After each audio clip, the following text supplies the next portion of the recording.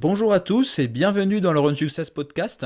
Alors aujourd'hui, j'ai la chance d'avoir un invité exceptionnel puisque je reçois Sébastien Cornette, donc qui est fondateur de l'école de trail. Donc salut Sébastien. Salut Enzo, et merci beaucoup pour ton invitation. Je te remercie d'avoir répondu présent. Donc aujourd'hui, l'objectif, c'est d'échanger un petit peu sur ta philosophie de l'entraînement, ton parcours, comment t'en es arrivé là, ça va être super intéressant. Donc là, ce que je te propose, c'est tout d'abord de te présenter. Waouh, on va faire tout le podcast sur ma présentation alors. Non, je rigole parce que j'ai un parcours quand même qui est particulier. Qu'est-ce qu'on peut dire pour me présenter?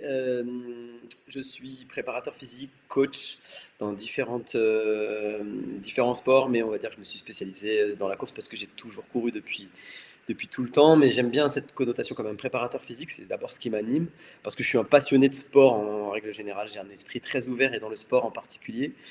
Et aussi, je suis un passionné du fonctionnement du corps humain, je suis quelqu'un de très curieux, et du coup, mon parcours est jalonné de différents tests dans différentes choses, et ce qui fait que comme j'ai un esprit ouvert dans la vie de tous les jours et que ça s'applique aussi au sport, Mhm. j'ai une vision particulière, si ce n'est particulière, en tout cas questionnant et qui questionne les méthodes que j'ai pu rencontrer et du coup qui fait que j'aime échanger et c'est pour ça que j'accepte assez volontiers les invitations comme la tienne parce que je pense que moi j'apprends, je suis enseignant aussi pour deux organismes, l'organisme de la clinique du coureur qui est mondialement connu, je donne deux cours pour eux, un qui s'appelle Principe et planification de l'entraînement, c'est le 1.7. Et puis un qui est un peu plus expert, puisque c'est le 2.7 qui lui est sur 6 jours, qui fonctionne très très bien. Donc je suis enseignant, mais j'aime l'échange. Et je suis aussi enseignant, comme tu l'as dit, pour l'école de trail. Mon bébé, on aura l'occasion d'en parler. On D'accord. a différentes formations autour du trail, mais pas uniquement, justement. Donc Très bien. voilà pour refaire très court sur mon parcours parce que je suis passé par des endroits où où tout le monde ne passait pas. Moi, je viens des beaux quartiers. Ceux qui ont acheté mon livre, peut-être que ça leur dira quelque chose. Moi, je viens de beaux quartiers. Je viens de Sarcelles, de la banlieue parisienne. Donc, je suis quelqu'un à qui on fermait souvent la porte. Et quand la porte était fermée, je passais par la fenêtre. Quand la fenêtre était fermée, je passais par la cheminée. Bref, je suis curieux. Donc, du coup, j'aime faire des choses qui sont souvent, comment dire, pas prévues. Moi, quand on me dit que c'est pas possible, je dis ok, j'y vais. J'aime beaucoup cet état d'esprit. Je t'avoue que je m'identifie pas mal à ça aussi. Et ce qui m'intéresserait, donc on va pas non plus trop s'étendre là-dessus, mais c'est de connaître un petit peu justement ton histoire humaine, savoir comment toi t'en es arrivé là. Pourquoi t'être tourné vers le sport tout d'abord, ensuite vers le coaching, et puis plus particulièrement vers cet aspect vraiment de préparation physique. Alors, pour le sport, comme je le disais, le sport, enfin, quand je me présente dans mes cours, je dis, je pense, ma maman, elle l'a dit, je courais avant de marcher et que ça m'a jamais, ça m'a jamais, arrêté et j'ai vraiment une accointance pour le sport et puis j'ai eu la chance de faire énormément de sport, pour la plupart de les pratiquer plutôt à un bon niveau donc je pense que j'avais quelques prédispositions mais au-delà des prédispositions et du milieu familial, défavorisé. Pour autant, le sport est un moyen d'expression, clairement et puis, d'émancipation aussi. Du coup, quel que soit le sport que j'ai pratiqué, je les ai toujours pratiqués vraiment à 100 et ça m'habite, quoi. Aujourd'hui, je pense que c'est quelque chose qui est c'était une question qui m'était posée lors d'un podcast, tiens, je vais leur faire une dédicace, c'était, le podcast d'RMC et la première question que pose, Benoît Boutron, le journaliste, c'est: «Pourquoi tu cours Seb?» En fait, quand on me pose cette question-là, je dis: «Pourquoi tu respires?» Voilà, donc voilà pour le sport, mon approche par rapport au sport et puis, comme je l'ai dit, ça a été pour moi un moyen de m'échapper de ma condition, dans laquelle j'ai grandi, le milieu défavorable dans lequel je grandissais donc voilà, j'étais un enfant perturbateur à l'école, donc un cursus scolaire particulier, qui fait que je suis passé par, des filières professionnelles pour revenir à la fac, puis, repartir et puis très vite, j'ai senti que c'était dans le monde sportif qu'il fallait que je m'épanouisse et très tôt, j'ai compris qu'il fallait que j'aille vers ça.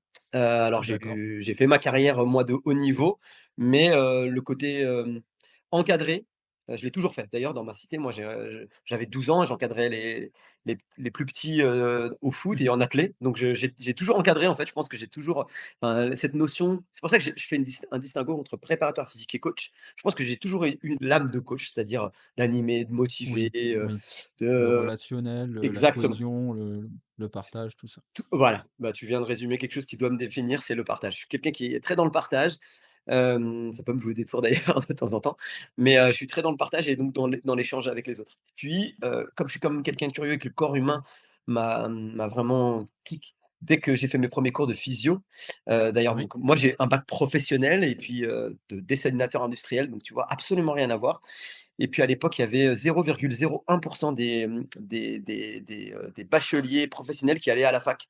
Et puis, ben, moi, quand on m'a dit que c'était pas possible, j'ai dit: «Go, j'y vais» et en fait, c'est venu surtout à la fin de mon bac, j'avais un stage en structure professionnelle, j'avais un emploi qui m'attendait et en fait, j'ai passé, 3 semaines dans une très belle société, hein, c'était PSA, c'était Peugeot, Citroën, là, c'était super sympa, je dessinais des voitures et c'était cool. Sauf que je me voyais absolument pas, tous les matins pointer, faire des dessins, c'était ma passion aussi, mais je me voyais dehors et du coup, j'ai été en STAPS, sans avoir fait de biologie depuis la cinquième, parce qu'à l'époque, je suis plus vieux que ce que j'en ai l'air. J'étais orienté très, très tôt moi, comme je le disais, j'étais pas un très bon élève et en fait, mon premier cours sur le cycle de Krebs, je suis tombé amoureux du cycle de Krebs. Vraiment, tu vois? C'est à quel point je suis complètement fou dans ma tête, et donc le fonctionnement des mitochondries, pour moi, c'est une passion, c'est devenu une passion, alors que je venais d'un milieu qui était pas du tout, enfin, où la biologie était vraiment un milieu de moi ouais, et super intéressant. du coup, évidemment, j'avais des grosses carences en arrivant à l'époque, c'était DocStaps. J'avais des grosses carences, mais très vite, en fait, j'ai eu plutôt de bons résultats parce que, j'ai bouffé les livres de physio Ça te passionnait, quoi, ouais. ouais, ouais, ouais, ouais, vraiment comprendre le corps humain est encore aujourd'hui quelque chose qui m'intrigue et c'est d'ailleurs l'une des raisons pour lesquelles très tôt j'ai remis en question, certaines méthodes d'entraînement ou certaines philosophies Bien sûr. parce que justement moi-même en étant après j'ai été athlète de haut niveau, j'étais confronté à beaucoup de coachs qui me faisaient répéter des choses qu'eux avaient appris, tu sais un peu sur le terrain, des choses qu'on Mmh mh, qu'on mmh. se donnait sans vraiment De savoir manière un pourquoi petit ça peu fonctionnait. empirique, scolaire, mais sans ouais. Totalement et l'empirisme est bon, hein, dans l'entraînement d'ailleurs, moi j'aime Oui, bien oui, oui. dire Mmh. et je le dis, en tant qu'enseignant de la clinique du coureur aujourd'hui, la science a pris une grande part dans mon métier, je dois l'admettre. Bien sûr, mais il faut Pour savoir parfois, voilà, casser un peu les codes, comme tu l'as fait, ouais. Mmh. exactement et puis surtout se dire que, bah, en fait, la science, elle est toujours en retard par rapport au terrain et du coup, remettre en Oui, question ça, et ben, ça me questionnait donc je dis pas que l'empirisme, c'est mauvais. Je dis juste que, ben, ça m'a en tout cas, ça me questionnait et c'est pour ça que, peut-être que j'ai une vision particulière de l'entraînement et en tout cas, je suis un curieux. Voilà, si dans mon cursus, c'est la curiosité qui a fait que je suis passé, d'une chose à l'autre, et d'ailleurs, ça m'a «joué des tours» entre guillemets, hein. Pas moi, moi je suis très à l'aise avec ça. Mais en France, dans une société où on n'aime pas les gens qui on est font dans les 1000 cases, ouais. choses, et que moi, on n'était pas possible de me mettre dans une case. Voilà, moi, je suis très à l'aise, dans les banlieues parce que c'est là que j'ai grandi et que je suis très à l'aise avec, et puis je suis aussi très à l'aise avec des investisseurs, Je d'un très haut comprends. niveau, donc et puis j'aime la culture, donc voilà, je C'est suis une grande qualité aussi l'adaptation. c'est rigolo parce que si je peux faire une petite aparté totalement personnelle, ce matin, en discutant avec, mon amoureuse, je lui rappelais une chose parce qu'on a j'aime me questionner sur la politique, sur la société, c'est vraiment quelque chose qui m'anime. Et je lui disais une chose très à mon avis qui me semble juste, c'est que ceux qui s'en sortent, c'est ceux qui s'adaptent le mieux. Bien Donc sûr. voilà, je pense qu'effectivement la capacité d'adaptation et on le verra, peut-être qu'on va en discuter dans le sport, c'est fondamental, c'est fondamental. Croire qu'il y a un seul chemin pour aller, à un sommet, c'est en oublier 99 autres qui pourraient être très, très beaux. C'est clair. Bah écoute, je pense que c'est plutôt une bonne présentation, en tout cas sur ton parcours. J'imagine que de toute façon, ce serait trop long de tout décortiquer. C'est vraiment pas l'objectif aujourd'hui. Mais en tout cas, ouais, très riche d'enseignements déjà dans ton parcours, dans l'audace que tu as eu de croire en toi et de te créer un chemin par la force des choses. Hein. De ce que je comprends, tu n'étais pas forcément destiné à être là où tu es. Et c'est ça qui est beau aussi. Hein. C'est quand on fait preuve de résilience et qu'on se crée soi-même son chemin de vie et qu'on accède à ses plus grands objectifs.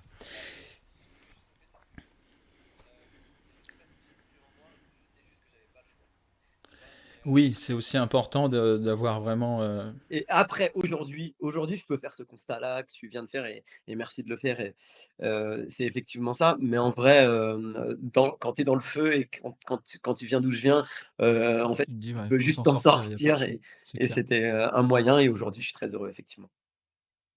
Bah déjà, félicitations à toi. Là, ce que je te propose, c'est justement bah, de revenir un petit peu sur l'histoire et la fondation de l'école de trail, savoir un petit peu comment t'en es arrivé à créer du coup cet organisme, si je puis dire, et comment ça s'articule aujourd'hui. Et ensuite, on va discuter un petit peu bah, de toute la philosophie de l'entraînement qu'il y a derrière, et évidemment des formations que tu dispenses actuellement. Alors, école de trail, c'est assez rigolo parce que c'est né alors moi, pour refaire le cursus, je suis athlète de haut niveau, puis j'encadre bénévolement un club En course à pied, d'athlétisme. du coup? T'es athlète Non, non, non, je suis en duathlon. C'est un sous-sport que D'accord, ok. personne connaît. C'est pour ça que j'étais athlète de haut niveau et que j'ai quelques sélections en équipe de France. Non, plus sérieusement, c'est un sport que, j'ai en fait, à la fac, j'ai découvert le triathlon. J'ai vraiment adoré ça et puis j'avoue que je m'entraînais tellement qu'un jour, le sélectionneur de l'équipe de France de duathlon m'a dit: «Seb, avec tes qualités à pied, arrête de perdre ton temps, dans l'eau, viens faire du duathlon» et puis, bah, bref, l'histoire, je vais la faire très courte et puis j'ai basculé dans le duathlon et j'ai bien fait puisque j'ai pu faire du haut niveau. Alors le haut niveau, c'était vraiment pas un but pour moi, mais en tout cas, ça m'a fait rencontrer plein de gens et ça m'a fait justement aller encore un peu plus loin. Et bref, je suis dans cette carrière-là et en même temps, j'encadre bénévolement dans le club d'athlétisme de mon petit village et j'ai une vision déjà qui est particulière et chose paradoxale, moi, je veux pas m'occuper des élites. Quand je dis élite, c'est-à-dire, enfin, sans être péjoratif, des gens qui se prenaient pour des élites. Moi-même étant athlète de haut niveau, je voulais m'occuper, je sais pas pourquoi, hein, je pourrais pas l'expliquer, je voulais m'occuper de 99 des gens. En fait, c'est ça qui m'inspire et puis, de là se fait le label Coach Athlé Santé, qui est un label, qui était une très bonne idée de la Fédération française d'athlétisme à l'époque, qui date de 2006 puisque nous, on est la deuxième cohorte et moi je fais la ligue Auvergne-Rhône-Alpes, apprend ce que je fais moi sur le terrain, qui casse les codes de la méthode d'entraînement et envoie une dizaine de coachs de la, ligue Auvergne-Rhône-Alpes en Mhm. formation, en formation à Paris. Je le dis parce qu'en fait, au départ, moi, j'étais pas diplômé, pour, avoir accès à cette labellisation, mais, ben, les gens de la ligue croient en mon travail et insistent un peu et ils ont bien fait puisque, je sors major de promo, j'ai réussi à voilà, casser un peu à nouveau les codes et donc en tant que coach athlète santé, mon but, c'était de prendre tout le monde en considération. Et donc pour mes cours d'athlé ou de hors stade, alors je déteste ce mot hors stade, mais on va le nommer parce que ça sera plus simple. Je me suis tout de suite dit: «Je vais pas faire comme font tous les autres clubs», c'est-à-dire comme fait mon club où ils s'occupent des élites là, des groupes de niveau en fonction de ton test de VMA. Je veux que les gens, quel que soit leur niveau, qu'ils soient débutants ou confirmés, je puisse les entraîner ensemble. Et Mhm. ben ça demande c'est bien beau dans la parole, mais ça demande de t'organiser, de créer, des séances qui soient accessibles à tous. Et en fait, c'est aussi paradoxal que ça puisse paraître, c'est mon groupe qui préparait un marathon, qui a fait le plus grosse pub pour l'école de trail. Je m'explique, c'est parce qu'en fait, ils s'entraînaient donc moi je m'occupais des loisirs et puis le groupe élite, regardant mon groupe loisirs s'entraîner pour le marathon de Paris à l'époque, se moquait de nous alors que moi je leur faisais la méthode école de trail, donc après j'expliquerai ce qu'est la méthode école de trail. Donc beaucoup moins de kilomètres qu'eux en faisaient et en fait, ça a été un succès parce que moi, j'ai déjà emmené 100 de mes athlètes au départ, non blessés. Donc ça, c'est pour moi une grande chance. Tous ont battu leur record et pour ceux qui ont pas battu leur record, ils ont réussi à faire des bonnes performances et surtout, principal pour moi, c'est que, le lendemain, ils allaient tous visiter Paris et ils avaient des jambes, plutôt, confortables, contrairement à l'autre groupe qui a mis 3 semaines à se remettre de ça. Donc, la méthode école de trail, elle est vraiment née autour de mon groupe de marathoniens et en Mhm. fait, j'aime bien le rappeler parce qu'en fait, aujourd'hui, ça s'appelle école de trail parce qu'évidemment, c'est le trail qui est en pleine expansion. Mais en fait, en vrai, aujourd'hui, moi, je coach des gens qui sont arbitres de foot professionnels, VTTistes, skieurs, triathlètes, avec cette méthode parce qu'elle est particulière. Je l'ai appelée école de trail parce qu'au départ, ça s'appelait appelé comme ça, parce que je trouvais que l'école, c'est là que tu apprends normalement de nouvelles choses, que tu casses normalement un peu les idées reçues, même si malheureusement, notre actualité ne peut pas valider ce que je suis en train de dire là. Mais en tout cas, c'est moi l'idée que j'ai de l'école, d'apprentissage et de partage. Donc, Mmh. 2008, moi je suis coach athlète santé en 2007. 2008, je me mets à faire que des entraînements pour les coureurs comme ça. Et puis après, à partir de 2009, ben, on dépose la marque parce que bah, du coup, je suis conseillé par des gens qui m'entourent. Et puis, ben, 2016, première formation auprès de la Ligue Auvergne-Rhône-Alpes, auprès de mes confrères coach athlète santé. Et puis depuis, on a formé plus de 850 coachs en Europe francophone et en Amérique du Nord. Et puis ça grandit avec un tas de nouvelles formations autour de cette méthode qui, alors je vais dire, ça vient pas de moi, ça vient d'un journaliste, de l'équipe, qui m'a interviewé. C'est une méthode où je suis précurseur, voilà, c'est selon ses dires. C'est toujours délicat de s'auto-complimenter, mais en tout cas, c'est comme ça que je le voyais et j'ai trouvé que c'était, assez juste, et pourtant c'est une méthode qui est très simple et c'est ça qui moi me c'est pour ça que j'ai mis du temps à, à vraiment, la développer, parce que tu vois, c'est en 2009, on est en 2025, aujourd'hui ça prend un grand essor depuis 4-5 ans, mais d'ailleurs le virage, peut-être on en discutera un peu plus loin, c'est en 2020, mais j'ai mis beaucoup de temps parce que j'arrêtais pas de dire à une amie qui est PhD, qui arrêtait pas de me dire: «Ce que tu fais Seb, c'est extraordinaire». Je disais: «Mais en fait, c'est super simple» et elle me disait: «Ben, justement, souvent, c'est les choses les plus simples qui sont les plus difficiles à transmettre». Donc voilà pour la genèse de l'école de trail. La genèse, c'était vraiment: venez, alors je reprends un slogan de McDo, mais venez comme vous êtes, c'était un peu ça, ça me parlait complètement. Et puis, bah, du coup, ce qui a fait la pub, c'est que, ben, des gens qui au départ venaient pour du loisir commençaient à se prendre au jeu et Oui. puis, ceux du loisir commençaient à battre le groupe de compétition et d'ailleurs, ça m'a valu de me faire éjecter de ce club et puis, bah, c'est pas grave parce que du coup, on a grandi autrement, mais, où il y a eu, très vite beaucoup d'animosité et de jalousie, sur cette façon de faire. Ah ben ça malheureusement, de toute façon, quand on réussit, peu importe le domaine, et quand on fait un peu différemment, ça plaît pas toujours. Et c'est ce que j'aime beaucoup justement chez toi, dans ta manière d'être et de faire aussi dans le coaching, c'est que bah voilà, tu casses les codes et tu es authentique. Et tu crois en ta méthode. Donc là, justement, ce qui m'intéresse de savoir, c'est que si tu pouvais développer, donc de manière un petit peu simple, je rentrais dans le détail un petit peu plus après concernant vraiment l'entraînement course à pied, mais si tu pouvais développer en quelques mots la philosophie de l'entraînement école de trail, qu'est-ce que ce serait pour toi? Bah, déjà, ça pourrait être résumé par notre mantra. Notre mantra, c'est le trail, pour tous et partout. Mhm. Voilà, ça c'est Donc déjà, déjà, vraiment accessible à tous, peu importe ex le niveau, voilà. très tu sais, on a fait de l'inclusivité avant que ça soit la mode, en fait. C'est assez drôle parce que justement, maintenant qu'on grandit, on a une équipe marketing et tout et quand, il y a un an, on parlait d'inclusivité, on disait: «Mais on est dedans», enfin, tu vois? Ça nous parlait parce que comme je l'ai dit, Oui. et ça, c'est des premières des choses. Mais une fois que tu as dit ça, en fait, ça reste que des beaux mots et l'idée, c'est que la méthode, elle repose sur 3 piliers.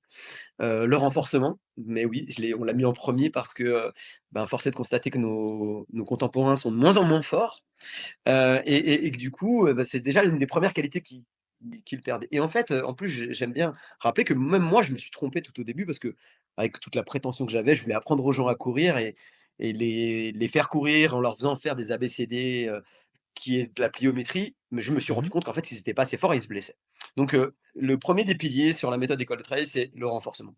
Le deuxième, bah, c'est la technique parce que, ça paraît paradoxal, on met nos baskets, on rentre du boulot, ça paraît simple, et je vais faire mon jog et puis en plus, j'ai lu des articles, ici ou là qui me racontent un peu n'importe quoi et qui font qu'on a des, croyances, sur la course à pied et puis au final, ben, on en fait trop, on va trop vite, on se blesse et puis d'un seul coup, la course à pied devient dangereuse et puis, bah, là, l'industrie du running vient appuyer ça en disant: «Bah, protégez-vous de cette dangereuse course à pied, mettez des grosses chaussures pour vous protéger».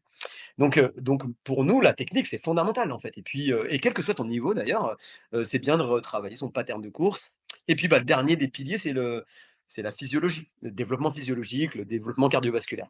Bah, ça, c'est propre à toutes les méthodes. Cependant, ce que ne comprennent pas les autres méthodes, c'est que les 2 premiers piliers servent le troisième. Ça veut dire Bien qu'avec sûr. juste des consignes de renforcement de technique, bah, je vais avoir un développement physiologique. Alors que si je n'ai que des consignes physiologiques, je ne vais pas avoir d'influence ou très peu sur, les 2 premiers piliers qui sont fondamentaux pour tout à chacun. Alors évidemment, c'est là que ça questionne parce que, ben, il y a le dieu, volume qui, a véhicule sa bonne parole depuis des années et qui vient, que je viens moi un peu chambouler et un peu titiller dans cette avec cette méthode. Pour autant, et ben, l'idée c'était vraiment ça, vraiment inclusif et du fait que toutes les séances école de trail soient autour de ces 3 piliers, et ben, c'est tu comprendras très facilement pour les coachs qui nous écoutent là, que qu'encadrer un groupe sur ce type de séance-là, c'est plus simple. Donc tu peux avoir, alors je les cite, Martine, mais Martine, moi, parce elle existe vraiment, en plus ma maman s'appelle Martine, mais elle est venue me voir il y a 17 ans et elle est encore avec moi. Elle fait, et elle peut être là et puis j'ai des gens qui gagnent des courses, dans les cours. Très bien, super intéressant. Donc effectivement, oui, donc t'expliquais une méthode qui repose sur trois piliers essentiels. C'est vrai que bah, j'en parle également beaucoup, hein. Le renforcement musculaire, la technique de course, donc j'imagine avec vraiment un travail de gamme, de pliométrie, et effectivement donc tout le travail physiologique cardiovasculaire. Donc justement là, ce qui va m'intéresser, on va prendre un exemple type. Par exemple, tu parlais du volume aujourd'hui, c'est vrai qui est beaucoup mis en avant. Donc toi, par exemple, sur une préparation pour un athlète hein, d'un niveau modeste, comment tu vas quantifier le volume que tu vas donner à la personne et comment tu vas t'adapter d'un profil à l'autre en termes de volume, de contenu des séances? Je ne sais pas si je vais pouvoir te faire une réponse précise parce que ça dépendra, de l'expertise de l'athlète, de son passé, Bien sûr. de la distance qu'il Oui, oui, prépare, non, mais hein, justement, ce qui m'intéressait, effectivement, c'est vraiment quels critères tu prends en compte. C'est plutôt ça que je voulais dire. Quels critères tu prends en compte. Donc, ça peut être voilà, historique des blessures, âge, mode de performance, enfin voilà. exactement. Bah, tous les critères que tu nommes et qui c'est une liste non exhaustive, hein, Bien sûr. il y a un point fondamental, que je prends en considération, c'est la charge externe. Quel est ton job? Quelle est ta vie de Ah, famille? très très important. Quel est ton emploi du temps? OK. Très très important. Je veux dire, c'est pour ça que les plans tout faits, ça ne marche pas, ça peut pas marcher. Bien sûr. C'est bien pour s'y mettre, peut-être pour avoir une petite trame. Rappeler à mon athlète, l'autre point, c'est que même s'il me prend comme coach, qu'il me paye très, très cher, le plan que j'ai envoyé, c'est pas, les 10 commandements, c'est pas gravé dans le marbre. S'il y a une journée, il y a trop de fatigue, il y a trop de charge externe, et ben, un bon plan d'entraînement, c'est un plan d'entraînement qui s'adapte à l'athlète et pas l'inverse. Donc, voilà les paramètres que je prends en considération. Le volume, pour moi, n'est qu'un des 5 critères de la charge d'entraînement. C'est la charge qui m'intéresse. Pour autant, évidemment, si je prépare quelqu'un qui fait un 15 kilomètres et quelqu'un qui fait, un ultra trail, ben, effectivement, si quelqu'un, qui prépare un ultra trail n'est pas capable de s'entraîner, d'avoir au moins 5 temps d'entraînement dans sa semaine, je lui dirais: «Ben, je pense que tu vas vers un échec et puis, réussissons avant de se» parce que j'insiste beaucoup sur le trailer parce que malheureusement, alors moi je suis très heureux que les gens bougent, hein, c'est pas le sujet et d'ailleurs j'avais un débat avec Éric Lacroix là-dessus. Moi je veux que les gens bougent. Pour autant, on sait aussi aujourd'hui que, on va trop vite vers, l'ultra endurance et Oui. que quelqu'un qui courait pas il y a encore 15 jours, dès qu'il a vu le beau reportage ou les beaux réseaux sociaux de nos athlètes élites, veut aller faire, le tour du Caillou Blanc ou, traverser une petite île, dans l'océan Indien. Moi, j'encourage tout le monde à avoir cet objectif-là, mais attention, dans la temporalité et c'est ça la problématique, qu'on rencontre principalement dans l'entraînement. Donc pour répondre, concrètement à ta question, toute la charge externe pour moi, je la prends en considération, puis après on fait un point, entre ce que tu veux et ce que tu peux. J'ai pas de problème, à essayer d'accompagner. Moi, je dis jamais non aux athlètes, mais là où je suis, comment dire? Plus vindicatif, c'est sur la temporalité. C'est-à-dire quelqu'un qui vient me voir là, qui courait que 5 kilomètres et qui vient d'être tiré au sort pour aller faire la diagonale des fous, clairement, je préfère me tromper. Alors attention, c'est pas vrai ce que je vais dire, ce que j'allais me dire, je vais lui dire non. Mais ça dépend. Si c'est quelqu'un qui, un ancien cycliste et encore, même un an pour moi, c'est pour moi. En vrai, dans 99 des cas, je lui dirais non. Je lui dirais par contre, tu vois, je prends en exemple un de mes athlètes qui l'a fait au bout de 5 ans. Il est venu me voir il y a 5 ans, puis on l'a fait au mois d'octobre. Tu vois, on a une vraie temporalité. Donc, c'est ça que je prends en considération. Qu'est-ce que tu veux? Quel est ton rêve? et qu'est-ce qu'on peut mettre en place et quelles sont les échéances qu'on va mettre en place. Parce qu'en fait, c'est pas vrai qu'un plan d'entraînement, c'est le coach qui le fait, hein. C'est un Bien travail sûr. entre l'athlète et le coach et évidemment, il y a des fois où, on doit moi, ma priorité, c'est pas blesser mon athlète. Parce qu'on sait qu'un athlète qui ne se blesse pas, c'est un athlète qui progresse. Et c'est d'ailleurs quand on me demande en formation, à quoi je juge un bon coach, ben, c'est je regarde son nombre d'athlètes et s'il a un maximum d'athlètes qui ne sont non blessés, on s'en fout, hein, qu'ils soient des champions ou pas, ben, moi, c'est à ça que je vois si le coach est bon ou pas. C'est pas celui qui coach, celui qui a gagné, la course, de quartier, très connu. Le bon coach, c'est celui qui va réussir à amener son athlète en fonction de ses compétences et de sa charge externe. Par Bien sûr. exemple, si, tu n'entraînes pas pareil un chef d'entreprise, c'est une blague que je fais en cours, donc je vais la refaire ici, mais un chef d'entreprise qui a 3 enfants et 2 maîtresses qu'un, étudiant, célibataire, qui a que ça à penser et qui, n'a qu'à son entraînement à penser. Voilà, je le dis sous forme de la blague, mais ça paraît être des portes ouvertes, enfin, j'enfonce des portes ouvertes, mais pour autant, ben, force est de constater que trop souvent dans l'entraînement, on voit d'abord l'objectif avant de voir les moyens qu'on a pour aller vers cet objectif. Donc, je reprends, c'est la charge qui m'intéresse et le volume est un curseur de la charge, mais ce n'est qu'un curseur. C'est le curseur numéro un, le volume, 2, c'est l'intensité, Mmh. 3, c'est la complexité, 4, la spécificité, puis la monotonie. Ces 5 curseurs, si je joue sur ces 5 curseurs, et ben, je casse le dogme de, ben, il faut que je fasse 20 heures dans ma semaine pour préparer une course qui va faire 20 heures. Je casse ça. Est-ce qu'il y a un moment donné où je vais mettre beaucoup de volume pour mon athlète qui prépare l'ultra-endurance? Évidemment que oui, c'est une évidence. Pour autant, est-ce que toute mon année va être, guidée Ouais. uniquement par le simple, Ça biais n'est du qu'une volume? variable de l'équation. Exactement, hein, je prends l'exemple, hein, tu fais une séance école de trail qui dure 30 minutes versus tu vas faire un footing de 30 minutes, la charge, c'est pas du tout la même, hein. Enfin, Bien sûr. et pour autant, est-ce que je vais réussir à aller, finir mon ultra? Oui, parce qu'on aura justement guidé cette charge et puis je casse, ouais, l'idée reçue d'absolument engranger des kilomètres et des heures, dehors comme si c'était l'alpha et l'oméga.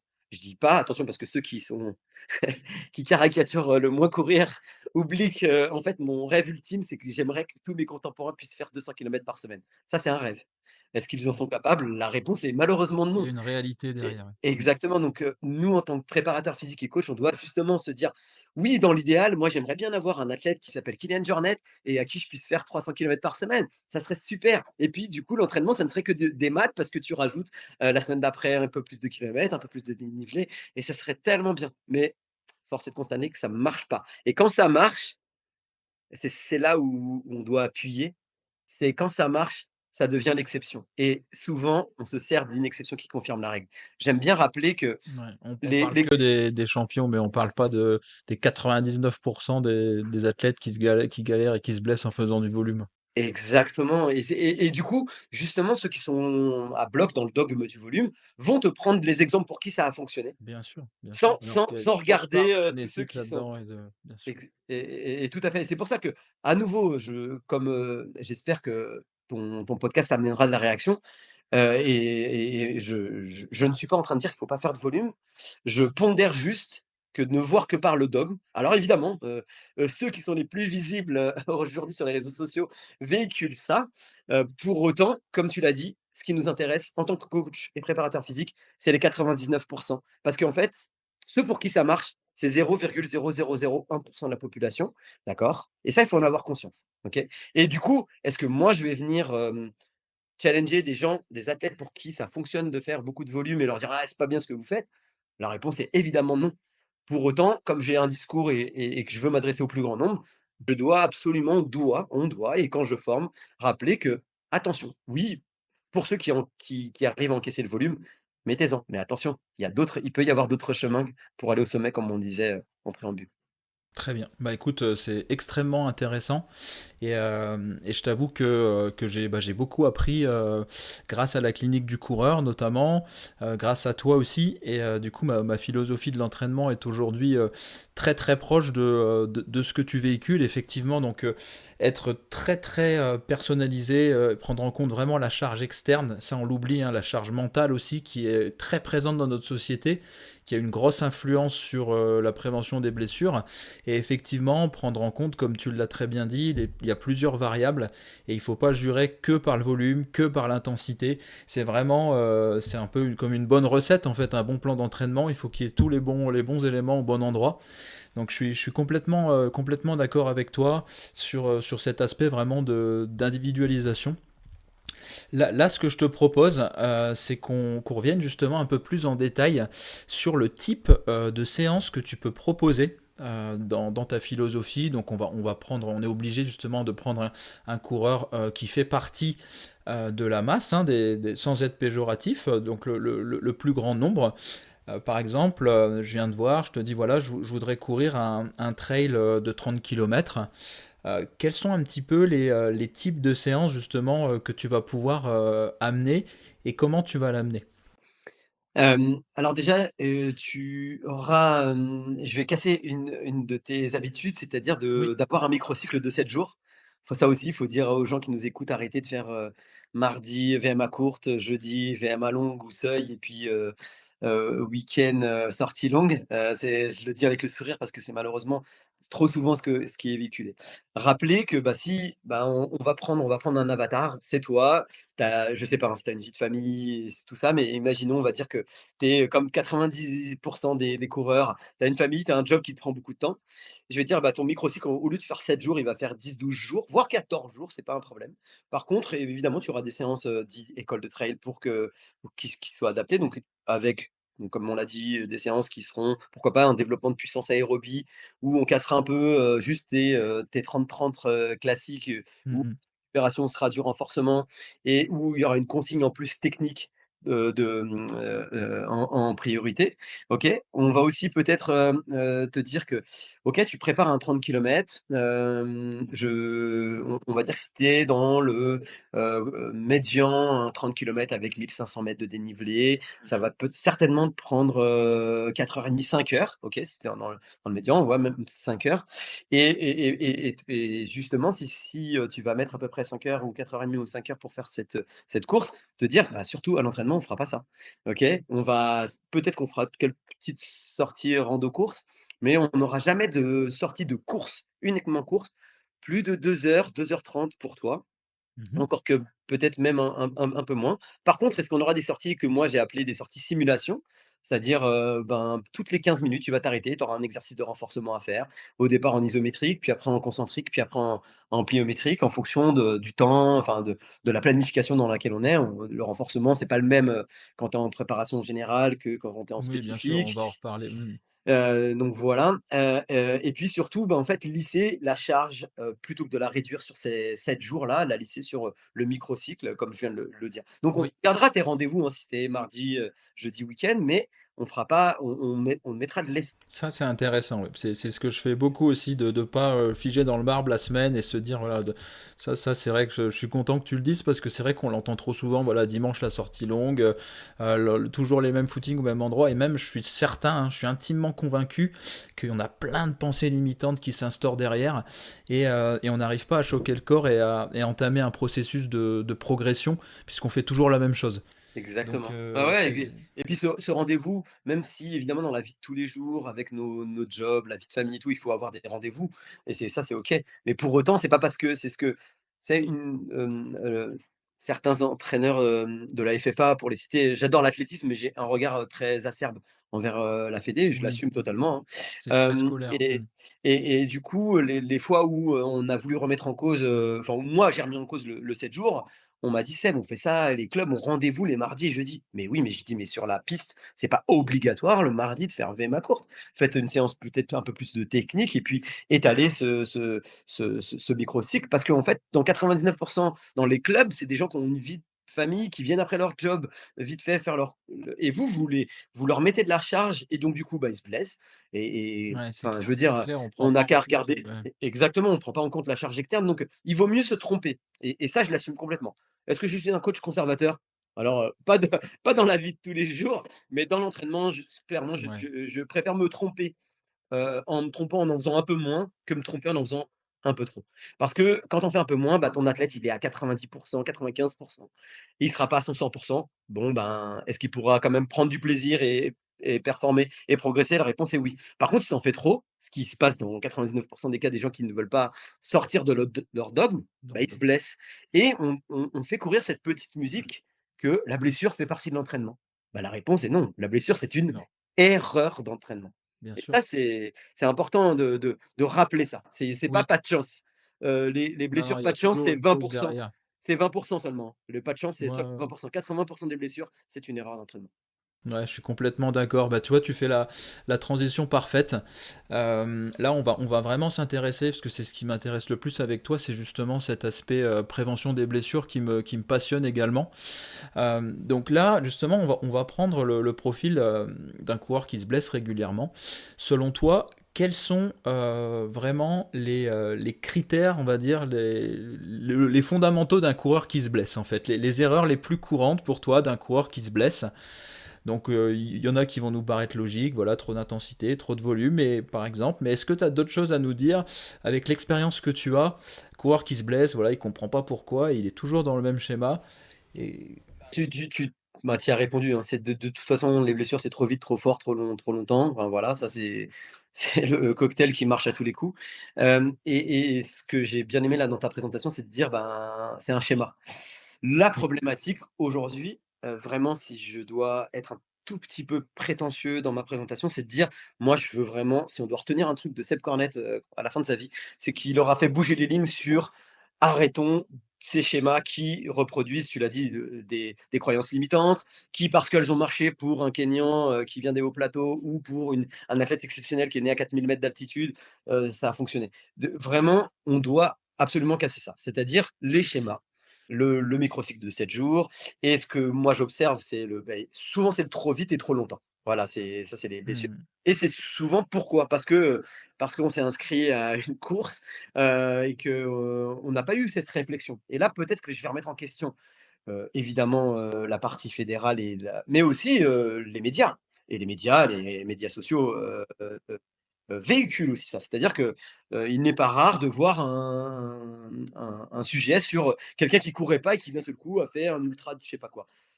À nouveau, je le redis pour les auditeurs qui nous écoutent, moi, quand les gens ils bougent, c'est ma vocation numéro une. Je suis content parce que je sais que c'est bon pour leur santé psychique et physique. Donc, une société qui bouge, c'est une société qui devrait aller mieux. On voit qu'on ne bouge pas assez puisque notre société va pas très, très bien. Mais ça, c'est garanti. Pour autant, est-ce que, notre ego là, qui est sur notre épaule droite là, eh ben, c'est pas lui à qui il faut parler. Donc, pour en revenir à ta question de départ, c'est souvent un problème d'ego ou de méconnaissance. Et souvent les 2, et ben l'influence aussi, comme tu l'as dit, l'influence beaucoup, hein, de ce qu'on voit, de ce qu'on entend, des athlètes auxquels on veut ressembler, tu fais bien de le dire. exactement, en fait, et à nouveau, je le dis souvent en cours, comprennent, moi j'ai beaucoup d'amis, hein, dans les athlètes de haut niveau. Je coach certains athlètes de très haut niveau. D'ailleurs, je communique pas sur, qui je coach, comme ça me permet qu'on évalue ma méthode plutôt que parce que je coach Bien un sûr, tel ou un plutôt tel. que le Ça nom c'est derrière. ça c'est Hmm, pour moi, fondamental.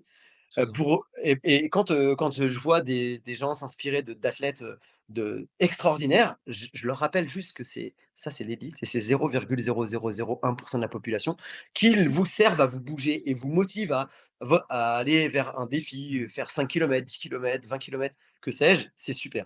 Pour autant, hem bien en tant qu'éducateur, parce que c'est ça notre normalement, quand on a une carte professionnelle, ça s'appelle éducateur sportif. En tant qu'éducateur sportif, on doit justement éduquer. Puisque à l'école, on ne le fait pas et on ne le fera plus, et puis en plus, on n'a plus de budget pour ça, il paraît.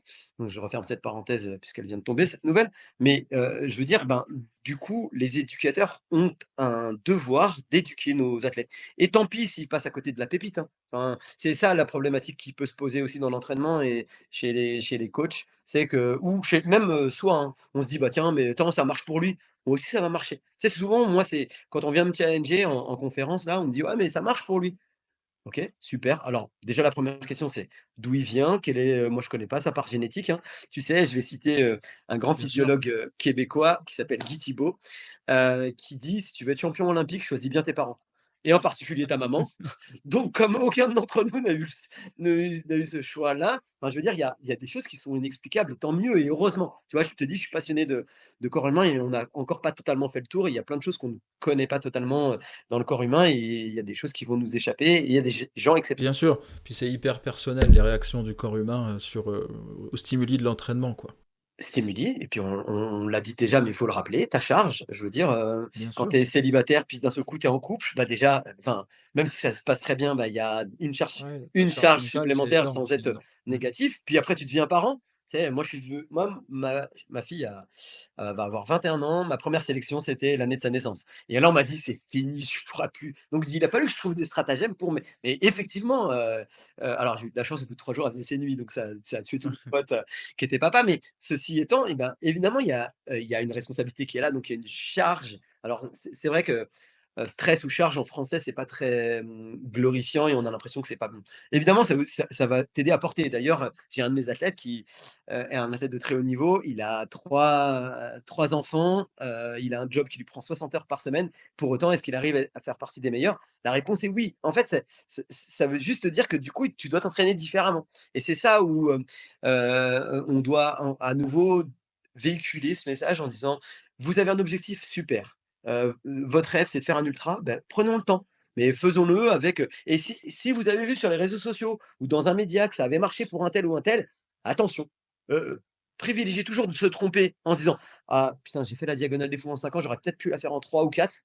Ouais, mais en fait, dans l'absolu, c'est pas très gênant. Mmh. OK, OK, bah, très clair, très clair. Encore une fois, vraiment prendre en compte toute cette charge externe et puis toutes ces variables de la performance qui sont très personnelles à l'individu, en fait. Il y a autant de plans d'entraînement que d'athlètes. Voilà, C'est ça. donc les coachs qui font du copier-coller, les mecs, vous êtes Ah des non, ouais. escrocs. Ça, c'est clair que ça fonctionne pas, ça se saurait, ça se saurait. Ah, il y en a qui le font, mais je tairai les noms.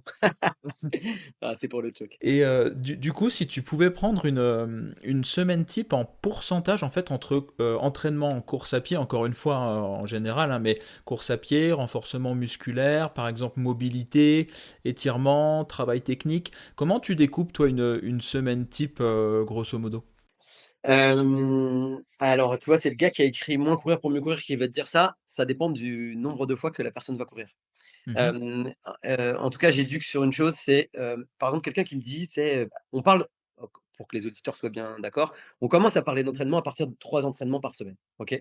Même si je l'ai dit, un microcycle de 7 jours, ça marche pas, mais malgré tout, dans ces 7 jours-là, il faut qu'il y ait au On est moins obligé de parler 3 de... temps. Exactement. Donc si tu pas, si tu es en dessous de 3 entraînements par semaine, ben, désolé pour les auditeurs qui nous écoutent, c'est plus de l'entraînement. Mais attention, ça ne veut pas dire que c'est que de la course. Pour autant, quelqu'un qui ne court que 3 fois, je vais lui laisser ces 3 courses. Donc dans ces 3 courses, c'est certain qu'il y aura une séance école de trail, donc avec du renfort, caché Oui, quelque part. Surtout, je vais lui apprendre une chose, ça aussi c'est une idée reçue. Je vais lui dire: «Ben, ça serait bien que tu réussisses à t'entraîner, 5, 6 ou 7 fois dans la semaine». Et là, il va d'accord, avoir c'est peur parce qu'il va me important. dire: «Waouh, mais j'ai pas le temps». Et en fait, moi, j'aime bien rappeler qu'on a tous 5 ou 10 minutes par jour. Tu parlais de mobilité, pour moi, c'est fondamental. Donc, la mobilité, je vais la placer, j'ai pas Bien besoin sûr. de donner un nombre de fois, mais c'est sûr que mes athlètes ont entre 2 à 3, voire 4 séances de Mhm. mobilité. Moi, c'est que 15 minutes, hein, tu sais, de la petite routine de yoga qui va bien ou les routines que moi je partage sur mes réseaux sociaux, qui sont Super important, ouais. Ouais. faciles, voilà, à faire. Et à partir de là, si l'athlète s'entraîne un peu plus, ben, je vais lui garder ces 3 fois, de course à pied, puis je vais donc avec une séance qui sera quand même école de trail, donc avec du renforcement et de la technique. Puis il y aura, si on est à 5, parce que 5, je trouve que c'est un bon équilibre.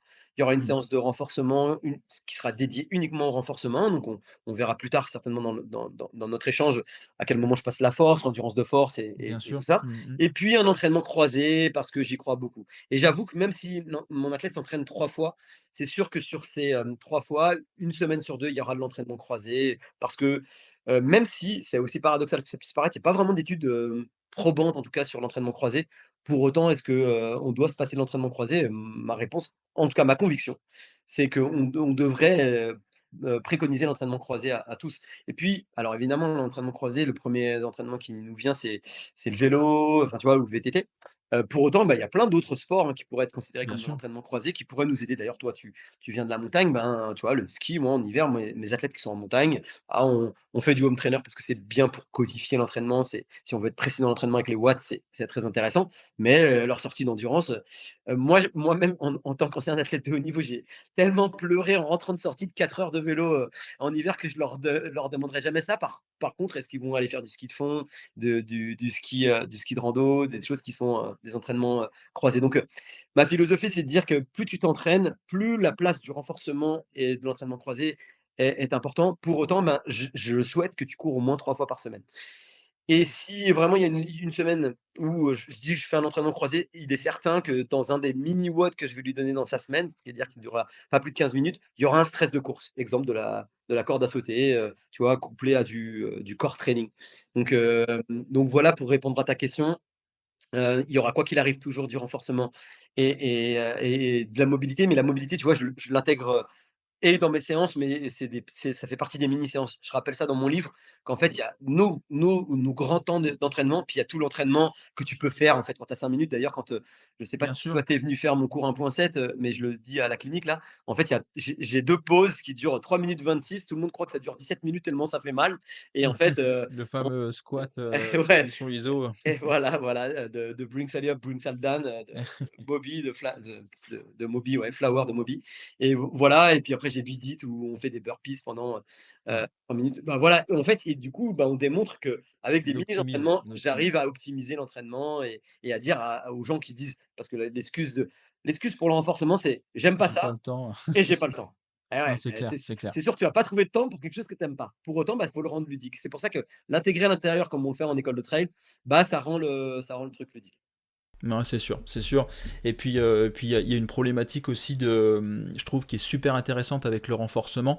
C'est effectivement, on peut entre guillemets casser beaucoup de fibres très vite. C'est-à-dire, on va faire par exemple 30 minutes de jog très facile et 15 minutes de circuit training, ça n'aura rien à voir physiologiquement et biomécaniquement sur le corps. Donc on peut vraiment, je pense, c'est sûr, tu l'as dit, hein, quand on a peu de temps devant nous, je pense que le renforcement musculaire n'est plus que jamais d'actualité. Bah, d'ailleurs ouais, d'ailleurs, si excuse-moi, je te coupe, mais d'ailleurs aujourd'hui, c'est même, on a aujourd'hui des études qui sont probantes. Si, aujourd'hui tu as pas le temps, ben, c'est paradoxal, hein, et ceux qui nous écoutent, peut-être ça va les faire bondir, mais si tu as pas le temps entre aller faire ton jog versus aller faire ton renforcement, fais ton renforcement. Parce Bien que sûr. parce que ton renforcement t'aidera à être encore plus efficace et À ne encaisser serait-ce que, question de santé, ben, vaut mieux faire de la force que d'aller faire son activité aérobie. C'est aussi paradoxal que ça puisse paraître parce que la force, ça aide l'aérobie et pas l'inverse. Donc ça aussi, c'est des et là, c'est pas, un petit nain chauve, qui est un peu excité qui raconte ça, hein. C'est, la science qui nous rappelle ça, qui nous démontre par des études qui sont probantes et qui aujourd'hui font office de consensus. Non, c'est sûr que c'est vraiment important. Bon, heureusement, Dieu merci, ça évolue, mais il y a encore beaucoup, beaucoup trop de coureurs. C'est aussi le but de ce podcast, hein. Moi, pareil, je suis un passionné vraiment de préparation physique et il y a beaucoup trop de coureurs à qui ça fait peur. Ah, ben, j'ai pas le matériel, j'ai pas le temps, j'ai pas la bonne technique. Donc, c'est aussi pour ça que je t'ai invité parce que tu vas pouvoir répondre aussi à toutes ces questions, bah, mieux que personne, je pense, hein, sur cet aspect-là, vraiment préparation physique du coureur. Donc, ce qui m'amène à te poser un petit peu la question suivante, c'est que toi, quels sont un peu les exercices phares, si je puis dire, que tu vas utiliser dans le cadre de la course à pied et quelle organisation tu vas mettre en place. Donc, on va parler effectivement de cycles, donc force, endurance de force, explosivité. Comment tu structures un petit peu toutes ces qualités? Mmh. Alors, hem, pour répondre, je vais répondre chronologiquement. Bien sûr. Déjà dans un premier temps, dans les exercices, avant de parler d'un exercice bien précis, il faut parler de la chronologie et de la temporalité du renforcement. Je m'explique. Hem, quand tu convaincs les gens qu'il faut faire du renforcement, trop vite, on voit des exercices beaucoup trop difficiles, beaucoup trop Voilà. complexes et qui induisent un stress bien trop important et qui du coup, bah, ils vont se blesser et puis ils vont me donner tort. Alors, C'est ça, moi c'est j'aime ça. pas j'aime pas avoir tort. Non, c'est pas vrai, j'adore le débat d'ailleurs et c'est cool si, les gens ne sont pas d'accord avec moi. Mais cependant, quand, j'arrive à convaincre les gens qu'il faut faire du renforcement, je leur dis: «OK, c'est cool, je suis super content de vous avoir convaincu. Cependant, bah, commencez par des choses très, très simples». Et moi, je rappelle une chose, c'est que même mes athlètes qui font des podiums, sur des courses internationales, quand ils ont fait leur coupure, ils reprennent tous par la même chose, de l'isométrique. On fait de la chaise, par exemple. On va prendre juste, les membres inférieurs, OK? Mmh. Reprends par de la chaise pour tout le monde, OK? Et si même tu as, 20 ans d'expérience dans le trail ou en course à pied, si tu as jamais fait de renforcement, commence par des exercices très simples de chaise, mets de l'isométrique. Puis après, couple isométrique concentrique, c'est-à-dire fais la chaise, puis fais des squats, OK? Mmh. Tu fais un mix des 2, OK? Puis après tu fais que des squats, donc plus Toujours sans d'isométrique. charge additionnelle, hein, au Pour quotidien. l'instant, exactement, Mmh. toujours sans charge additionnelle. Puis après, une fois que tu as fait, quelques séances, de concentrique, tu passes sur de l'excentrique. Donc si on revient sur le squat, bah, là, cette fois-ci, tu vas freiner ta descente pour qu'on ait, Mmh. cette phase excentrique, toujours sans charge. Puis après, seulement tu vas mettre de la pliométrie. Tu vas faire des squat jump. Puis après, tu vas mettre du spécifique. Donc tu vois, il y a quand même encore un cheminement. Donc le spécifique, c'est quoi? C'est l'unipodal parce que, à première vue, on court pas Bien sur sûr. les 2 pieds. Donc là, on en sera sur, Unipodal, sur de l'unipodal. pliométrique, Exactement. Unipodal d'abord concentrique, puis après unipodal excentrique, puis après unipodal, pliométrique. Donc déjà, quand, j'ai dit ça, ça vous prend 12 semaines, hein. D'accord? Donc bien sûr. avant d'intégrer, avec charge, d'abord faisons une vraie trame. Alors ça prend 12 semaines, c'est un gros enfin, tu vois, c'est pour donner une temporalité, mais ça pourrait être 8 à 12 semaines. On va dire ça comme ça, pour que les gens qui nous écoutent aient quelque chose un peu plus concret. Puis, ben oui, mauvaise nouvelle les amis coureurs, il faut absolument, pour tout le monde, quel que soit son niveau, utiliser des charges additionnelles pour progresser et même être sécure au niveau de la prévention de la blessure. OK? C'est-à-dire que le renforcement seul à poids de corps, c'est bien dans un cursus de prévention et de mise en C'est bien charge progressif. progressive, voilà. Mais après, ben, si on veut progresser et même être en meilleure santé, eh ben, on doit utiliser des charges additionnelles, c'est-à-dire, utiliser des outils, additionnels, des barres, des kettlebells parce que moi, c'est mes bébés et je pense que tout le monde Mmh. devrait avoir des kettlebells. D'ailleurs, tout préparateur physique qui se respecte devrait savoir maîtriser, la kettle. Bref, avoir ces outils additionnels et il y a qu'à partir de ce moment-là que, eh ben, là, on va parler d'un cycle de force. Bonne nouvelle, tu vas le faire en même temps que ton développement de ta puissance aérobie ou ta VMA, puisqu'en fait la VMA n'est là ni plus ni moins que pour les trailers pour développer leur puissance aérobie, OK? Et une fois que tu fais ton cycle de à peu près 6 semaines de développement de puissance aérobie, bonne nouvelle, la force, c'est 6 semaines pour la développer, bah, tu mêles en même temps que tu fais ton cycle de VMA, bah, tu mêles en même temps ton cycle de force, pas besoin de faire, pareil, au niveau des exercices, c'est des exercices très, très simples. Moi, j'en donne 4 basiques, c'est mollet, parce que, bah, évidemment, c'est souvent un groupe musculaire qui est négligé. Front squat plutôt que back squat, puisque beaucoup plus spécifique pour le coureur Oui, et puis du dans coup, on la travaille position corporelle, exactement, puis on travaille notre corps, notre noyau. Corps, quand je dis corps, gainage. c'est ORE, gainage. Soulevé de terre, deadlift, Mmh. parce que chaîne postérieure et puis on insiste sur la chaîne postérieure puisque c'est la chaîne la plus faible du corps humain. Enfin, c'est la plus puissante, mais c'est la plus faible, c'est celle qui s'est affaiblie le plus, donc avec des hip thrusts. Voilà 4 exos qu'on devrait tous aller faire en salle. Alors oui, ça demande de prendre un 6-8 semaines, chez, Basic je sais pas quoi ou Fitness, autre chose là, OK, mais il y a pas besoin de prendre un abonnement sur une année. Juste, y aller, faire quelques cycles évidemment d'apprentissage du mouvement, mais c'est des exercices quand même assez simples. Si tu as déjà fait 12 semaines, sans charge, après, bah, tu montes progressivement en charge pour avoir ton cycle, de force qui tombe normalement assez bien si tu, l'as bien codifié. Donc et ça, c'est à distance évidemment de toutes les courses. Donc ça veut dire aussi dire à nos auditeurs que, arrêtez de courir du 1er janvier au 31 décembre. Il va falloir planifier notre saison et chercher nos pics de forme parce que si tu fais beaucoup de compétitions, bah, tu peux pas développer et il y a C'est une super mauvaise intéressant. nouvelle il y a une mauvaise nouvelle, mais une bonne nouvelle tout de suite derrière. C'est que la mauvaise nouvelle, c'est qu'on on doit absolument passer du temps pour développer une qualité, OK? C'est absolument nécessaire. Et il y a certaines qualités qui vont mettre en fonction évidemment de chacun des athlètes, mais on va dire, Mmh. par exemple la force, on dit c'est 6 semaines, ça peut suffire pour faire un premier développement du cycle de force. Est-ce que c'est optimal? Bah, pour le coureur, oui. Est-ce que c'est pour un athlète de force? La réponse est non. Non, ouais. Mais pour autant, ça c'est bien. La bonne nouvelle, c'est qu'une fois que tu as fait ça pendant 6 semaines, bah, tu auras plus qu'à faire des rappels. Tu as une Puisqu'une mémoire qualité corporelle, bien sûr. exactement, parce qu'une fois que tu as développé une qualité et ben, il est facile de la maintenir. Donc c'est difficile de développer une qualité, mais c'est facile de la maintenir. Une fois que tu as dit ça, ben, il faut que, bien planifier ton cycle de développement de telle ou telle qualité, puis après revenir à échéance, pour que ça soit juste des rappels. Donc voilà pour le renforcement et la manière dont je vais conseiller. d'abord une bonne chronologie, même si vous avez gagné, le Tour du Caillou Blanc et que vous ne faisiez pas de renforcement, commencez par des choses très, très simples et d'ailleurs vraiment j'insiste, moi tous mes athlètes après la reprise, c'est le seul point Isométrique, commun OK. qu'ils ont, c'est qu'ils ont, une reprise qui de 3 semaines qui est quasiment identique pour, quasiment tout le monde. OK, OK, OK. Vachement intéressant. Donc du coup, si je résume bien, sur une saison, tu vas peut-être conseiller.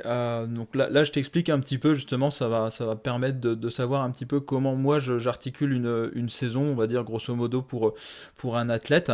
Donc j'aime bien commencer le début de la saison sur une base foncière qui va être couplé à du travail, comme tu l'as très bien dit, donc au poids du corps, avec donc chaise en premier, ensuite les fentes, j'aime beaucoup, fentes isométriques aussi en unipodal, des squats qu'on fait sur un circuit, ce que j'appelle le circuit Ranforun, toutes les 5 minutes, 5-10 minutes, on va faire des exercices différents. Ça, effectivement, ça va durer 12 semaines. Ensuite, j'entame le cycle un petit peu de vitesse maximale aérobie, hein, comme on peut l'appeler, où là, effectivement, pour les athlètes un peu plus expérimentés qui ont déjà travaillé avec de la charge additionnelle, on va travailler en force. Et ensuite, il y a une phase vraiment de spécificité au niveau de l'épreuve, où là, par contre, c'est là que j'ai une question. Moi, personnellement, j'arrête le travail de force et je me rapproche plus sur des exercices qui sont très proches de la gestuelle de la course à pied, donc notamment tout ce travail un petit peu pliométrique. Et plus je me rapproche de l'événement, plus ça va être vraiment ça, donc travail de technique de course.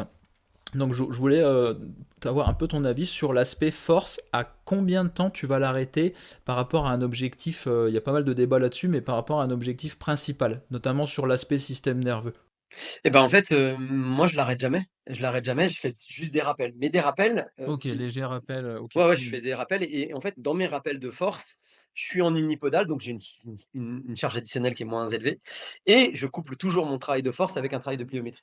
D'accord? Donc du coup, on rentre dans le spécifique. Donc Oui, oui, oui, oui. je Ça, partage je sais faire aussi. ta façon de faire, mais je garde quand même, quoi qu'il arrive, de la charge additionnelle.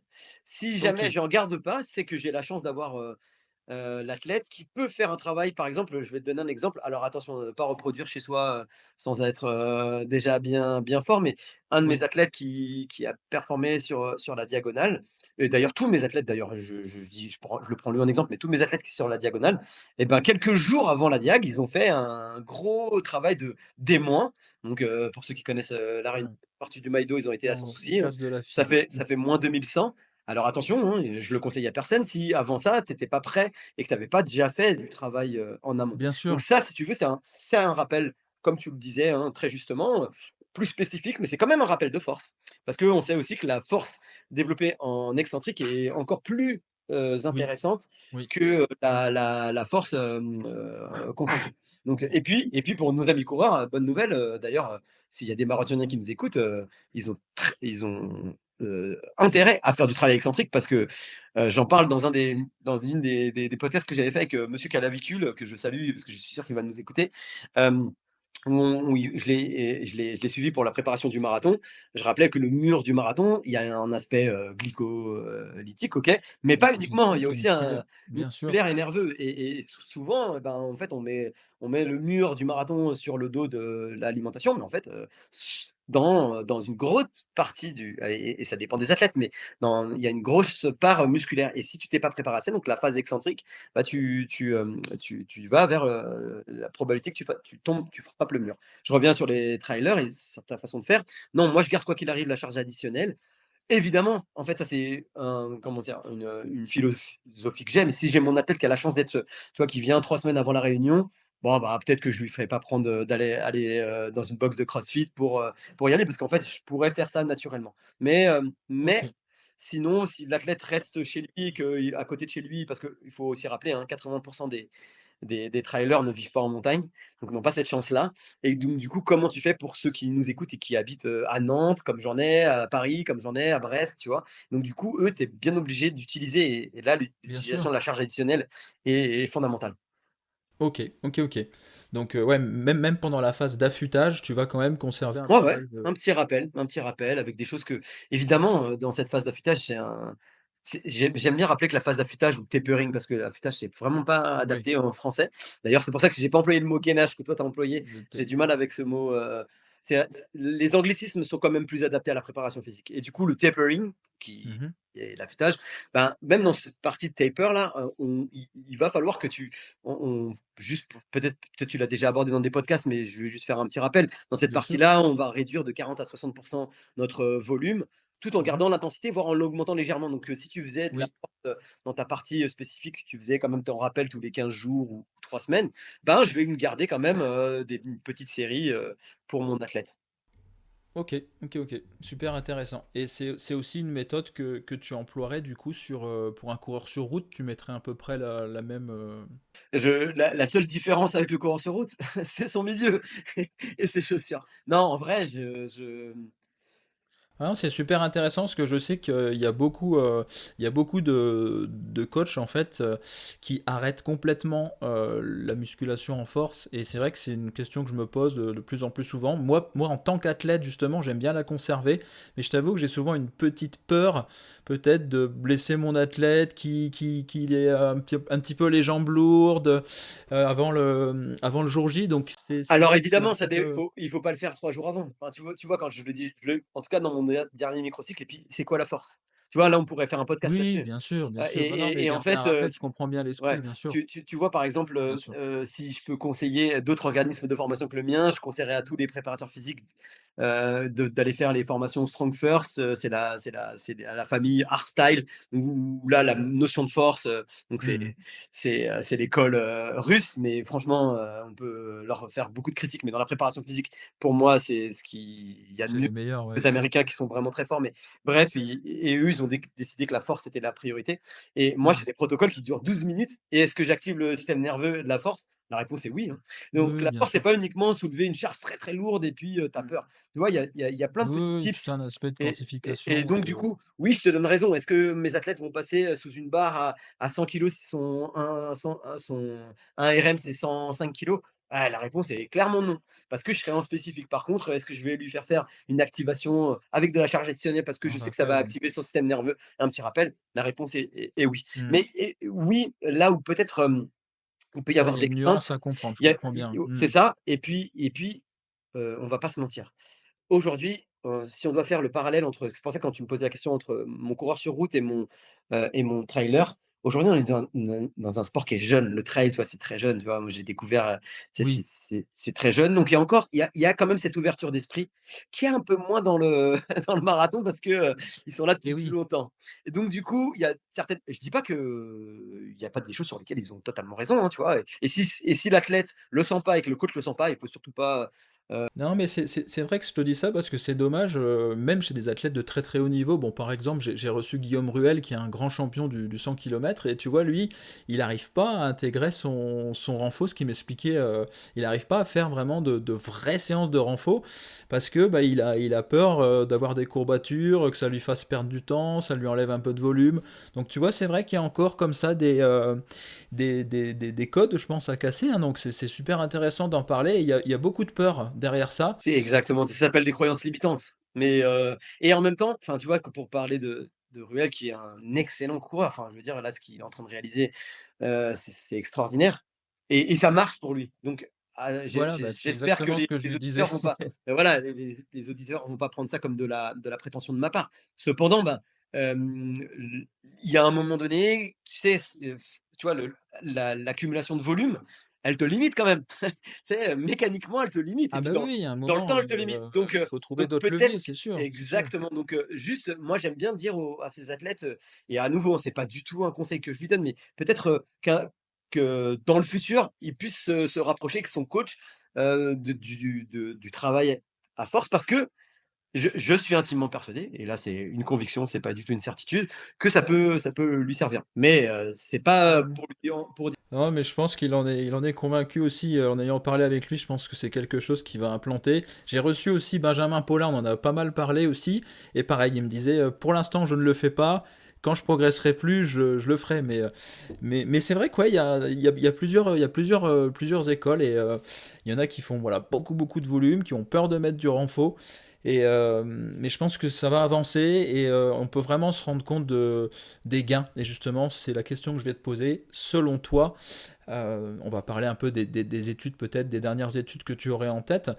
combien en moyenne, hein, combien de pourcentage de performance pourrait espérer un athlète qui fait du renforcement musculaire sérieusement par rapport à quelqu'un qui n'en fait pas, même si ça dépend bien sûr de sa génétique, etc. Mais qu'est-ce que ça peut apporter concrètement? On entend beaucoup parler d'économie de course, d'optimisation biomécanique.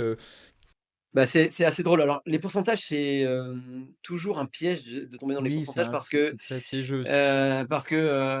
justement, il y a une marque avec une virgule qui a essayé de nous vendre une chaussure avec un pourcentage Du 4%, ouais. et voilà et c'est rigolo parce que justement, je citerai l'étude de Blagrove, qui date de 2019, qui démontre que justement on a une amélioration de 4 de l'économie de course avec du travail avec charge additionnelle.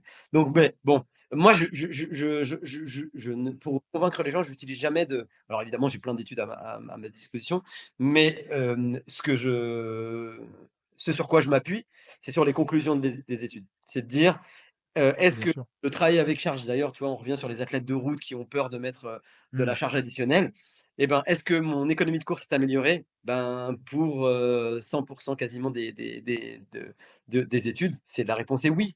Enfin, tu vois? Donc du coup et quel que soit le niveau. Tu vois? Blagrove, de 2019, elle a été faite sur des athlètes de niveau donc c'est une étude qui a été faite, à l'université de Rio pour des athlètes de niveau national et jusqu'à des coureurs récréatifs. Donc on peut dire que c'est un spectre quand même qui est assez large. Pas sur des athlètes de très haut niveau, mais en tout cas, c'est un spectre qui est assez large. Bah, il y a une amélioration de l'économie de course pour l'ensemble des gens qui avaient le protocole, de force. Donc à nouveau, ça c'est intéressant. Puis il y a une croyance aussi, chez les coureurs sur route, c'est: «Je vais prendre du poids». C'est comme si le poids était Oui, c'est l'ennemi justement ce que j'allais te... et Oui, et la et masse et en fait, musculaire. ça aussi pareil, il y a eu des beaux papiers là-dessus sur des coureurs en montagne, suisses qui ont fait un protocole de force. Inquiétude parce ils avaient pris du poids et ben, en fait, comme le poids a été pris sur l'appareil locomoteur, il y a eu une amélioration de l'économie de course et des meilleures performances sur les KV qu'ils avaient faites. Donc, en fait, il faut sortir un peu de ces croyances. On le voit, hein, et d'ailleurs, ça aussi, on pourrait alerter. On voit de plus en plus de problèmes, de REETs, même chez les hommes. Avant, on pensait que c'était uniquement à destination enfin, c'était qu'une problème, de féminin, la fameuse, avant ça s'appelait REDS, maintenant on doit dire REETs. En tout cas, c'est les craintes et les problèmes, de perte de poids trop importants, Oui, oui, oui, sont oui. pas qui sont plus là, mais on voit aussi d'aménorrhées et on le voit fleurir chez les garçons, des gars qui font pas bonne santé, hein, je m'excuse, de juger ça, mais qui font pas en bonne santé et donc on pense que parce qu'ils ont peu de poids, ils sont plus performants. Bah, la réponse est pas aussi catégorique Non, que c'est ça, faux, hein. Si minime. si tu prends du poids au moment où tu fais de la force d'ailleurs, quand tu fais un cycle de force, c'est très, très, très, très rare que tu prennes du poids. Mais avant ton C'est cycle de pas de force, c'est ce qui l'hypertrophie, c'est sûr, donc ouais. c'est pas la même. Pour autant, si tu veux ton cycle de force soit efficace, il faut que tu aies fait un cycle d'hypertrophie. Parce qu'il faut quand même Oui, un peu de de de masse, matière bien pour sûr. développer, ta force. Donc du coup, j'emploie un peu des termes caricaturaux pour que tout le monde comprenne bien. Mais si tu prends de la masse musculaire et donc du poids, c'est pas gênant si tu le prends sur ton appareil locomoteur. Évidemment, si tu fais des bench press et que tu prends des pecs, oui, là, ça va être délétère pour ta performance. Mais tu vois, il y a aussi ces croyances qu'il faut absolument casser. Bien sûr, Donc en tout c'est tout cas, pour l'objectif. citer toutes les études qui sont vraiment faciles à trouver, Mhm. aujourd'hui, il y a clairement, il y a même une étude qui a été jusqu'à comparer le travail avec force versus le travail avec pliométrie. Les 2 étaient améliorés l'économie de course, mais le travail avec charge additionnelle est encore plus, heu efficace que le travail avec pliométrie. Attention, ça ne veut pas dire qu'il ne faut pas faire pliométrie, parce que moi d'ailleurs, je l'ai dit, je fais du travail avec force et je couple ça avec de la pliométrie, parce que la Oui, pliométrie, ça reste quand même fonctionnel. oui. Cependant, c'est quand même une preuve que, ben, tu pourrais presque te passer de la pliométrie, même si moi je le conseille à personne et que la force, le développement de la force est bénéfique sur l'économie de course. Non, mais c'est intéressant ça, et c'est vrai que dans l'inconscient collectif, bah, moi le premier, je me souviens, quand j'ai débuté, on me disait tout le temps, bah, le renforcement du coureur, ça doit être de l'endurance de force, beaucoup de répétitions, légères, et en fait on se rend compte que pas du tout, quand j'ai creusé pareil sur pas mal d'études scientifiques, on se rend compte bah, qu'effectivement, de manière assez unanime, de plus en plus, on sait que pour les athlètes d'endurance, également, la force reste la meilleure des qualités à travailler si on veut effectivement effectivement augmenter ses performances. Et ça, je tiens à le souligner parce que c'est vrai qu'on l'entend trop souvent, même encore aujourd'hui. On est persuadé qu'il faut travailler que l'endurance de force, faire beaucoup de reps. Donc, ouais. Mais je vais même, corréler tout ce que tu dis et accentuer tout ce que tu dis. C'est qu'aujourd'hui, si vous avez un choix à faire entre développer ma force et mon endurance de force en salle, faites de la force. Parce qu'en fait, ben, c'est assez logique. Quand tu cours, tu fais de l'endurance de force. Bien Donc sûr, bien sûr. donc si tu augmentes ta force, automatiquement tu augmenteras ton enfin, tu vois, ça va venir en corrélation. Parce que si tu ne enfin, c'est comme si, bah, on va prendre l'exemple, c'est pour ça que je disais que c'est intéressant de faire la force en même temps que son développement de vitesse De maximale puissance. aérobie ou de Mm. puissance aérobie. C'est de faire ta for si tu veux améliorer par exemple ton temps au 10K, OK, ben, il va falloir que tu travailles à, SV2 et que tu améliores ton pourcentage de ta VMA. Mais est-ce que ça serait pas intéressant aussi de travailler ta VMA? Parce que plus tu augmentes ta VMA, plus tu vas avoir une incidence sur aussi tes plateaux du dessous, tu vois? Et ben, ça c'est à peu près, acquis dans l'entraînement que à l'amélioration de la VMA, tout le monde devrait passer par là et puis une fois que tu as ton plateau, bah, après tu vas jouer sur les plateaux du dessous. Bah, c'est la même chose pour la force. Si tu soulèves pas, 50 kilos, au squat, bon, bah, déjà, ça m'étonnerait que tu sois très performant, très longtemps. Tu vois, faut aussi dire, faut appeler un chat, hein. Si tu soulèves pas 50 kilos au squat, ben, c'est peu probable ou alors tu fais partie des exceptions, que tu sois très performant. En tout cas, tu puisses être le plus performant possible pour toi sur du très long, tu vois? Et alors parce que l'endurance de force, bah, perds pas ton temps dans la salle à faire de l'endurance de force. Quand tu vas courir, tu fais l'endurance de force. Je dis pas qu'il faut pas en faire. Je dis juste que quand on doit privilégier l'un des 2, bah, oui, le coureur, même endurant, très endurant, devrait privilégier la force plus que l'endurance de force. Ouais, super intéressant. Après, bah, malheureusement, ce qui manque, je pense, c'est encore une fois, bah, faites-vous encadrer parce que ce qui manque, c'est souvent la technique, la peur de se blesser, le manque de moyens, on n'a pas accès à une salle. Donc c'est vrai que tout ça, et justement, bah, on va en parler, mais le kettlebell fait vraiment bien l'affaire à ce niveau-là. Coupe la poire en deux, j'ai envie de dire, par rapport à une barre olympique où il faut le rack à squat et tout l'équipement. Je pense que c'est une bonne alternative. Donc justement, pour conclure, parle-nous un petit peu des exercices phares que tu pourrais conseiller justement avec le kettle, ceux qui te paraissent le plus adaptés pour le coureur. Et selon toi, pourquoi effectivement c'est un très bon outil par rapport au travail un peu plus conventionnel qu'on peut faire en salle. Mais en tout cas, tu as mis le point sur un truc, tout le monde devrait avoir une kettle chez soi, mais vraiment quand je dis tout le monde, c'est dire tout le monde. Nos contemporains devraient tous avoir une kettle. Et là, au moment où je te Heu parle, elle est posée sur le Et puis après, si tu es encore un peu plus, comment dire, précis, bah, tu en achètes au moins 3-4, c'est ce que je conseille à mes athlètes. oui, bien sûr. Mais je referme cette parenthèse parce qu'en fait, si la kettle on peut avoir un tas d'exercices, et c'est difficile d'en prendre quelques-uns. Il y en a un Oui, qu'on doit surtout dans son absolument utilisation, ouais, voilà. un qu'on doit absolument, maîtriser et faire correctement, c'est le swing, tout simplement. Eh oui, Et pas l'américaine, hein, le Russian, le vrai swing. Pourquoi cet exercice, il est fondamental? Parce qu'il est, fondamental pour la chaîne postérieure qui est la je l'ai dit, donc notre chaîne avec laquelle on va développer le plus de force, mais aussi la chaîne la plus fragile. Donc le swing, bah, ça, tout le monde devrait en faire, et alors ça va faire peur à tes auditeurs et à nos auditeurs là, mais c'est surtout arrêter avec les kettlebells de 8 kilogrammes, ça sert à rien. Même ma grand-mère, elle n'utilise pas de kettlebell de 8 kilogrammes. C'est bien pour nos amis, kinés qui nous écoutent pour faire de la rééducation pour certains outils. Mais si vous faites du swing, l'apprentissage du swing, le swing, c'est un mouvement balistique. Pour ceux qui ne savent pas ce que c'est, je vous encourage à taper, swing kettlebell sur YouTube, vous allez oui, voir le mouvement. De préférence, choisissez, Strong First ou allez sur mes réseaux sociaux. Moi, je partage beaucoup d'exercices de swing parce que c'est un mouvement qui est fondamental. Vraiment, et là, c'est même au-delà du coureur, j'insiste un peu là-dessus, je pense que tous nos contemporains devraient faire des swings. Parce que, ben, en fait, on éviterait les problèmes de dos, on éviterait les problèmes, de sciatique, on éviterait un tas de problèmes et puis en plus, ça a une vocation, de force parce que ça a une activation du système nerveux. Ce mouvement balistique et cette lutte contre mmh. ce mouvement balistique est hyper intéressant et Et comme très son nom spécifique, enfin, plutôt spécifique pour la course puisqu'on a quand ah même clairement, propulsion vers l'avant, un angle de exactement. mouvement très proche de la Les course. extenseurs les extenseurs de hanches sont hyper sollicités et on en a besoin. Le swing, c'est pour moi Exercice phare. l'exercice phare. Ouais, vraiment, c'est et coureur ou pas. Et donc du coup, c'est là où j'allais en venir. Si vous faites des swings, ben, on sait aujourd'hui que si vous faites des swings, il faut les faire au moins avec une charge qui équivaut à 30 de votre, poids de corps. Mmh. Donc, ben, ouais, ça veut dire que la plupart des gens qui nous écoutent sont entre 16 pour les plus légères, pour les filles là, plus légères, jusqu'à 20, 24, 28 kilos, 32 kilos. Parce que c'est, avec une charge qui est au moins à 30 de son poids de corps qu'on aura un effet, bénéfique pour ce mouvement-là. Donc, je sais pas combien, mais si on dit que les gens qui nous écoutent sont non, je crois que la moyenne, c'est un 79 et 80 kilos. Bon, bah, ça veut dire que tout le monde devrait être avec au moins des kettles de 24-28. Et là, tout le monde qui nous écoute doit avoir les oreilles qui saignent et se dire: «Oh, je vais me faire mal». Évidemment, vous ne faites pas ça tout Il de y a suite. tout un Vous apprentissage comme vous tu faites l'as dit. l'apprentissage du mouvement et même avec cette charge-là, avant de faire le swing, il faut faire, enfin, tout un apprentissage de tirage.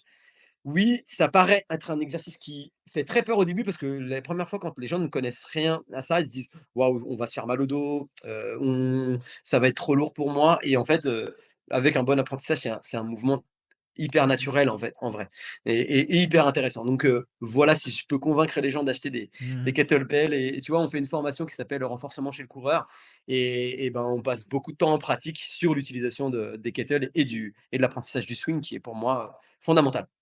Parfait, bah, merci beaucoup. Ouais, et puis de toute façon, je mettrai tous les liens en description. Tu m'enverras un petit peu tout ça, comme ça, voilà, vous retrouverez un petit peu tout ça.